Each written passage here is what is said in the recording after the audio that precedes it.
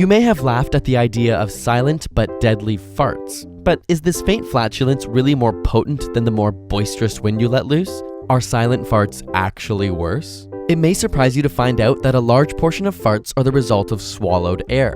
Whether from chewing a lot of gum, drinking pop, or simply from eating food, excess air enters your body and has to go somewhere. And while some is released through burping, the rest ends up in the digestive system and eventually comes out your other end. But when expelled, this gas is made of mostly nitrogen, hydrogen, and carbon dioxide, all of which are odorless, which explains why some farts are obnoxiously loud but contain little to no smell. The second half of the equation is gas from the large intestine. After traveling through 25 feet of small intestine, the indigestible portions of food make their way to the colon. Here, millions of bacteria feast on the remaining food and ferment it, and this is where things can get stinky. Though the bacteria do release some useful vitamins, they also produce chemicals containing sulfur, which is responsible for the smell in flatulence. Add to that a sulfur-rich diet with things like eggs, meat, or broccoli, and you're likely to produce some interesting odors. The longer these foods stay in the gut, the more they ferment and smell. Still, the smelly portion accounts for around only 1% of most farts. In the absence of the other odorless gases, however, these farts are concentrated with smell and generally quiet because there is less volume. Silent, but deadly.